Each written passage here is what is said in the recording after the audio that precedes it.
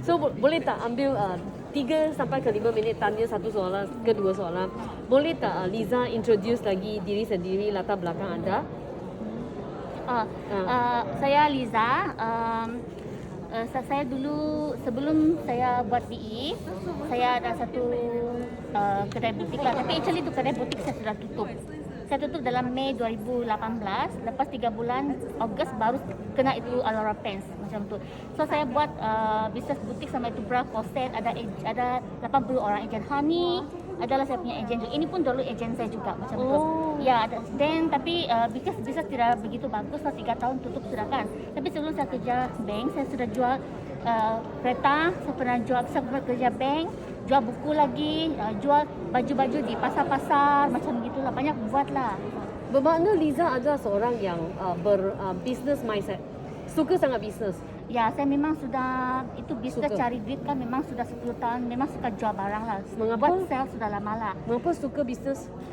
Dulu sebelum saya buat bisnes, saya dulu kerja makan gaji, admin saja. Dulu start kerja 350 sampai naik-naik kan. 350. Ya, first my job 350 kedai tayar begitu. Saya sekolah tidak tinggi, tapi selepas kerja, the highest admin punya gaji saya pernah dapatkan 1,600. Because saya tidak sekolah tinggi, so saya tidak boleh pergi naik atas level lagi. Tapi saya masa itu ada komitmen kereta dan apartemen sudah mau bayar.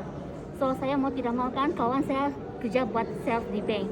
Dia cakap sama saya kan, kalau kamu cari duit lebih, kamu mesti mau belajar jual barang, buat sales, dia cakap. Tapi saya tidak mau. So lama-lama dia cakap kan, so saya pun tidak dapat tahankan. So saya pergi belajar buat sales, saya masuk itu bank, jual itu credit card and personal loan macam tu. Saya dapat itu income ah. Wah, saya cakap sales actually sangat bagus toh, saya bilang. Minta boleh sudah mau kan. Saya sangat enjoy buat sales macam itu kan. Tapi saya realize kan, itu sales kerja jual sales kan dia ada tu target. Dia ada target. So saya tidak macam boleh kan. So saya pergi buat bisnes sendiri. Tapi buat bisnes sendiri pun lagi susah juga sebab kita mau fikir semua banyak barang sendiri mau buatkan. Nanti saya jumpa BE pun kan actually bukan terus-terus saya pun suka lah macam itu. Tapi saya dapat satu peluang keemasan untuk Sabah Market kan, kita mau buka itu pasaran bahasa Melayu Bumi Putra. Kalau bukan itu mentor TY datang pergi KK jumpa saya kan, saya pun tidak nampak itu peluang keemasan. Gue tanya, macam mana you nampak peluang keemasan? Sebab masa kita pergi ke pasaran, pergi ke negeri Terengganu ke Kelantan ke negeri Sembilan ke Melaka, sebenarnya seluruh Malaysia population Malay adalah 80%. Ya. So kita pun buat berkongsi yang sama kepada kawan-kawan kita yang bangsa Melayu lah. So tapi saya nak tanya, apakah yang menyebabkan Liza nampak ini adalah peluang? Saya nampakkan masa itu mentor TY dia cakap memang banyak lah, masa dia boleh masuk otak kan, tapi dia bawa itu iPad, itu shop banyak gambar. So saya tengok begitu kan, semua itu gambar kan, saya tengok semua adalah itu Chinese punya orang. Dan saya tengok kan, saya tidak dapat itu Bumi Putra atau Malay pakai tujuh. Tengok lagi tu, saya baru tahu itu company BE kan, dia baru sejak 1 tahun lebih saja. Dan saya sudah stuck, otak sudah jalan. Fikir mau tidak kak, fikirlah saya itu MLM kan, benda yang saya tidak suka kan. Tapi saya bilang kalau saya tidak buat lah, macam bodoh ni saya mesti mau, macam ada gerak hati mau buat, tapi saya sangat tidak suka itu MLM saja. Tapi saya tidak boleh lepaskan itu peluang. Saya lepas hantar mentor TY kan, saya terus fikir, saya mandi tidak boleh mandi, makan tidak boleh makan, malam tidak boleh tidur. Sampai 2:30 pagi saya kasih bangun saya punya husband. Saya cakap kan, saya mau try buat ini bisnes. Kita punya rumah delay 1 tahun lagi baru buat. Saya try ini, kasih saya 1 tahun masa saya cakap begitu. Dia cakap okey lah, dia bilang. Gitulah tu saya pergi buat. Macam mana tidak semua kasih suka itu hati kan. Buka sejak, terus pergi buat. Pandai tidak pandai belajarlah sama mentor TY macam itu. Macam mana you belajar dengan mentor TY? Berapa lama you belajar? Sebab mentor anda juga di KL. So macam mana you belajar dengan online? Mentor TY kan, kita walaupun dia di KL, tapi kita ada di WhatsApp kan, so kalau ada apa saya tidak faham kan, saya tidak tahu kan, saya mesti akan tanya. Kadang-kadang saya pergi appointment kan, selepas habis appointment kan, saya rasa ada soalan yang saya rasa saya tidak puas hati jawab dengan itu prospek kan, saya akan tanya mentor TY lah, tadi ada itu prospek tanya begini, saya jawab macam ini. okey kan? Minta dia, oh bagus dia cakap. Tapi next time kita boleh jawab macam ni. So dari sana pun belajarlah begitu. Apa-apa tidak faham sampai sekarang saya masih accessible. Kalau saya tidak faham, saya masih akan text sama dia dan tanya barang lah begitu.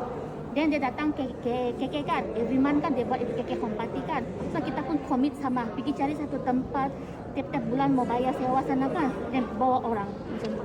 Belajar begitulah. Every time dia datang jumpa kami pun kita ambil video dan mesti ambil semua orang. Mesti suruh rangkaian ambil video belajar. Macam itu. Adakah you rasa itu upline selalu datang membebankan saya saja? Sebab kalau tak datang tak perlu sewa, tak perlu activities. Tidaklah, saya rasa tidak begitulah mas. Tidak begitulah. Even sekarang kita buat di IS kan, mereka tidak datang pun kita pun sama-sama jayakan. Sama-sama lah macam itu. Saya nak tanya, apakah cabaran yang terbesar masa membina rangkaian? Sebab di Sabah, bumi, keadaan infrastruktur dari segi pengangkutan ke, wifi ke, teknologi ke, adakah ini juga cabaran membina rangkaian? Kalau cabaran besar memang tidak ada lah. Cuma kita mau buka itu orang punya mindset lah. Macam orang bumi kan. Mau buka itu pelan-pelan lah. Kita mau ubah orang punya mindset, mau ubah slowly, mau ubah itu kehidupan. Ambil serius tentang ubah kehidupan lah. Some of kami di Menceritakan memang kita ada kaki MLM kan. Tapi some of us kan ialah hanya sekadar ada mindset untuk cari itu side income. Tapi when we talk about the change, ubah itu life kan. Maybe orang ada feel rasa heavy, ubah itu life. Tapi kalau kita cakap set income, ambil duit sih kan, mungkin orang willing to do, try kan macam tu. So itu yang ada sikit apalah, tapi slowly bawalah macam itu. Kalau macam dari itu masalah lain kan, ada juga masalah lain lah. Tapi kalau itu orang kan IBO dia sangat serius mau tengok ini bisnes kan, dia mesti akan keluar pergi cari satu tempat ada itu lain lah macam itu. Kalaupun kita tidak dapat tolong pun kan mungkin boleh convert itu ke dia punya rangkaian ke bawah kan, kita minta refer yang KK punya orang. Yang tepat ada lain lah. Oh, boleh tak bagi tahu semua yang interview kan, line kan, kalau nak cari line kan, jarak yang paling jauh adalah berapa? Ataupun 5 minit saja so boleh dapat line? Kalau saya tengok daripada rangkaian saya, ada yang sangat jauh juga, 1,5 jam dia baru akan dapat keluar lah. Ada yang 15 minit macam gitu. Kena pandu sampai satu tempat bandar yang ada dapat wifi. Yes, macam itu Cikgu Jailin kan di Kota Merudu kan, dia terpaksa pergi stay di Kota Merudu. Dan itu KFC sana untuk key in semua itu order. Kalau dia ikut Zoom kan, dia jadi itu MC kan, dia akan pergi dalam kereta lah. Tapi kadang-kadang itu KFC kan tutup awal kan, pasal dulu MC all kan. So dia akan stay dalam kereta lah macam itu.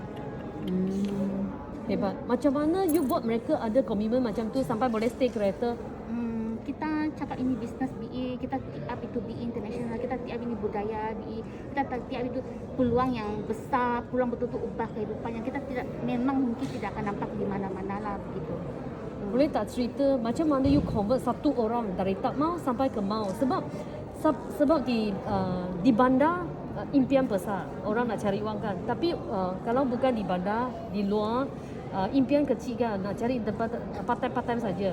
Macam mana you nak, ambil masa berapa lama? Ataupun macam mana you tukar pemikiran seorang? Saya bagi satu contoh itu Cikgu Caroline lah. Okay. Dia bukan ada benda besar mau buat TV, tapi dia ada sedikit keinginan untuk buat bantu kawan dia Irena. So dari itu sedikit punya keinginan, sebenarnya kita boleh kasih buat dia rasa sangat suka itu BE. Tapi kita ambil masa bukan 1 hari 2 hari. Need to Consistent. Yes, kena ambil masa, pakai hati, pakai masa dan pakai itu hati banyak lah. Contohnya macam mana saya buatkan dia tidak mau buat satu MLM yang lama. Dulu dia dapat satu MLM yang lama 6 years. Tapi at the same time dia mau tolong Irena. So dia masih ada tu MLM lama. So slowly. Dan bila ada itu roadshow kan, sebelum itu pandemik lah, Januari. Dia dari Tambunan sana dekat 2 jam jalan lah. So saya akan cakap, first time mari kita jumpa itu mentor Tiwa. So saya cakapkan tak payah bawa, dia dah dapat bawa orang pun tidak apa. Kau mesti mau turun dulu. So bawa jumpa mentor Tiwa. Sampai sana dia ada dengar mentor Tiwa cakap something lagi yang baru. Macam itulah. So slowly lah. Lepas tu bila pandemik start kan, so dia sendiri saya rasa you slowly sebenarnya juga sangat cepat loh. Itu slowly pun berlaku, it happens within 1 year. I mean sudah jadi somebody 139, sudah jadi top 10 loh. So itu slowly ya, saya nak tanya, how frequent? How Actually frequent? saya kalau to be honest memang sangat banyak guna keep in dengan dia, sangat banyak WhatsApp, sangat banyak kita pakai audio call, sangat banyak kasih itu build itu relationship. The first ialah build itu relationship, kasih dia rasa open sama kita, kasih dia rasa sangat dekat dengan kita macam tu. Sebab atas itu Cikgu Caroline adalah kawan saya OKU Irena. So Irena dia OKU kan, dia tidak boleh pegang handphone lama-lama because tangan dia pun sangat sakit kan. So saya terus jam sikit lah, tapi kadang-kadang kita akan berbual-bual kosong di dalam